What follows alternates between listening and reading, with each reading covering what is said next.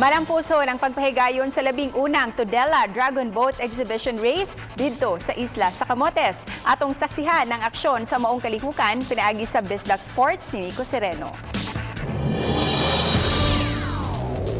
Sa Bayview Park sa southern poblasyon sa lungsod sa Tudela, gihimo ang usa ka adlaw nga exhibition race. Mga teams gikan sa lain-laing bahin sa Sugbo misalmot sa kompetisyon.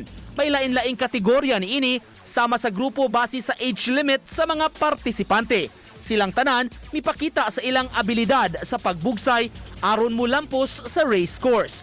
Gihulagway ang kompetisyon nga mo'y 11 Dragonboat race nga gihimo sa Camotes. Kaabag sa lungsod sa pag-organisar sa event ang PADS o Philippine Accessible Disability Services. Lakip sa mi-participate sa kalihukan ang lain-laing mga teams sa Mandaue City nga suportado sab sa mga local officials. Malipayon sila nga naka-showcase sa abilidad sa mga batan-on ug makaabag sa pag-inganyo sa uban sa sports. Ang mga kabatan-onan ba mahilayo sa kanang ginadiling dugas or sa parte nga kalihukan mo nang itagaan gid ang chance ang batanon i-encourage to give them a second chance to showcase their talent. Uban ni Clans Gabutin ug Rod Prado, Nico Sereno, Balitang Bisdak.